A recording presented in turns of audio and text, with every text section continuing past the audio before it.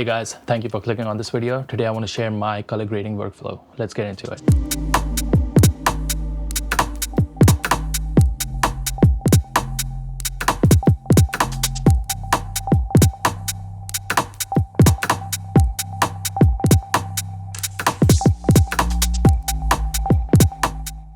Alright, so I have a few clips here. One from my Johnny Walker commercial, which I directed and edited, so you can check it out. It's on my channel. Then we have a clip from a beauty video that I filmed and another beauty clip. First things first, I want to show you guys how I set up my color management. I like using DaVinci YRGB color managed, and these are the settings. You can just copy paste it. The reason why I use Rec 709A is because I work on a Mac. That's pretty much it. The only thing you gotta make sure is on your timeline settings, you also have the same settings, otherwise this wouldn't work. Very much underexposed. So the first thing that I'm gonna try and go to the raw settings and try to boost the ISO. Let's try 1000. All right, that is still pretty clean, so we can work off that.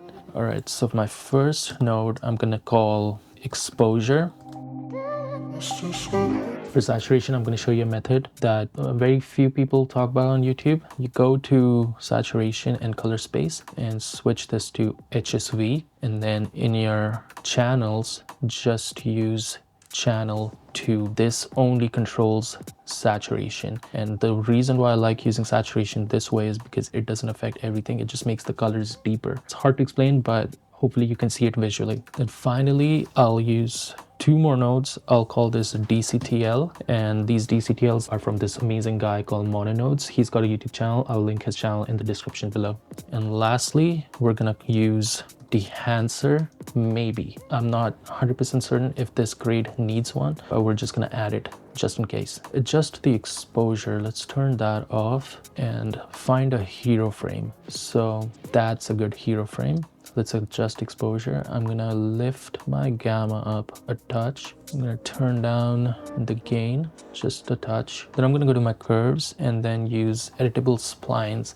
I like using editable splines because you can do like a smooth curve instead of just drawing points in, and I'm not gonna push it too much. I'm just looking for a little bit of contrast. So I'm just gonna push this down and then make this a bit brighter. So this is A/B test. So we're looking good there. For balance, I like to go to my vector scopes, and as you can see, we're a bit pushed towards the yellow side, and I want to be on this line. So what I'm gonna do is go to my color wheels and just push the offset a bit towards the right, and let's see if that makes a difference. All right, that's looking good. And for saturation, before we go to saturation, what I'm going to do is I'm going to go to my balance and just turn down the saturation by 25. And now if I go to my saturation, I can increase the saturation and push it to around that point. We're looking pretty good. The next thing I'm going to do is add a DCTL to this clip. It's hard to explain, but they pretty much give you Lightroom or Capture One style controls. It makes the process a bit easier, and also sometimes it looks better. So we're going to use a hue shift DCTL, and pretty much what it lets me do is I can just move these knobs around to get like a nice look for my image. I like the reds, but I want to push it more towards the green. If we do a AB, like that's looking good because we were a bit too red in the image. We're gonna play around with our yellows, and with the yellows I'm trying to push it towards the green as well, so kind of like that. And then I'll take my reds and pull it back a bit. Just play around with these settings until I like what I see. And then I'm gonna make another node, and this one is just gonna be a mask, so I can draw more attention to the subject. Just gonna make like a quick mask.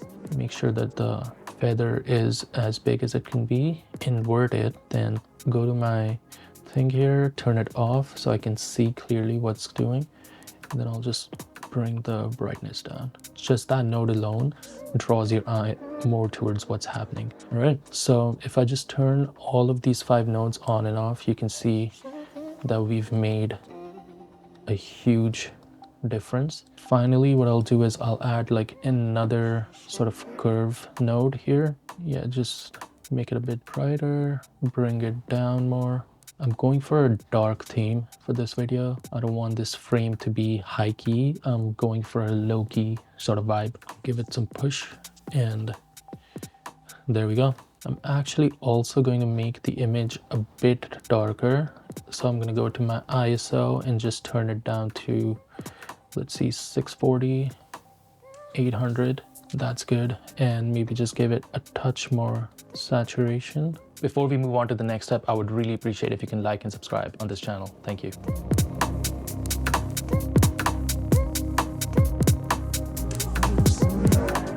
All right, let's move on to the next shot. This shot was filmed on a Sony a7 III. The camera's over there, and I shot using S-Log 2. First things first, I can already tell that this shot is a bit too overexposed. I'm gonna go into my parade, and I'm just gonna take this offset and bring it down to a point where it makes sense. So like somewhere around there, and then let's find a hero frame. Right there, that's a good hero frame. Yeah, just do something like that. I'm gonna bring my lift down, boost my gamma, and then bring my overall gain down. So just with one node, we've made a huge difference. I'm going to show you another method that I use sometimes to grade, and in this method, instead of using dehancer, I'm just going to use lens distortion finishing LUTs. They don't affect your images in a drastic way, they just add some character to the image. So let's find a good one that I like. So I'm going to go to lens distortion, cashmere. This looks pretty nice to me. Obviously it's a bit too pushed, so what we can do is just go into the key and turn this gain down all the way and just slowly bring it in to a point where we like it. So I'll just play around with this, like there. That looks good to me. Just that one node makes so much difference. So what I'll do is I'll go here and we'll try my saturation method again. So I'll take the saturation down to 25 again, and in this node, let's just call this sat. Yeah, just play around with gain until we like it.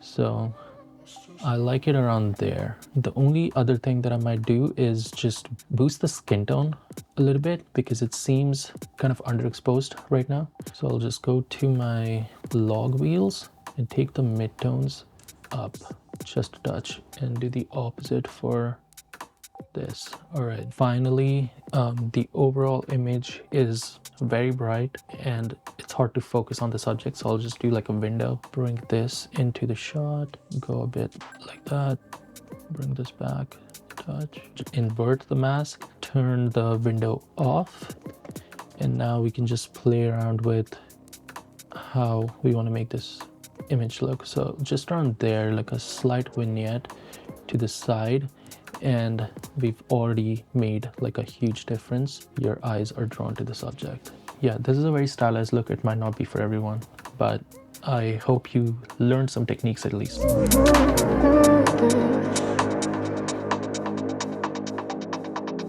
Let's move on to the next clip. I'm gonna use the shot of my friend Lindsay. We did this shoot a couple months back, but we're just gonna find another hero frame. That looks good to me. The image is pushed towards yellow too much, so we're just gonna take this offset wheel and bring it to where the skins look nice. Just that node alone brings her skin tones to the right place. Then what I'm gonna do is use lens distortion LUT again. Let's find one that I like. This is nice. So I'm gonna use maybe tonal sand. We're gonna turn it all the way down and slowly bring it in to a point where I like it. That's pretty cool. Let's try pairing two of them together. So let's use the paradigm teal and play around with this one as well. All right, that's looking pretty good. So we just have 3 nodes, and these 3 nodes have made quite a lot of difference. Maybe turn this one off because it's affecting the skin tone too much. So just around there. And lastly, what I'll do is go to my clip and make this image a bit brighter. Okay, too much, 500. Play around with exposing this image properly. So like somewhere around that. Then add one final node, and I'll make sure that my shadows do not have color. See, like if you focus on this part of the image, I want the blacks to be black. So somewhere around there.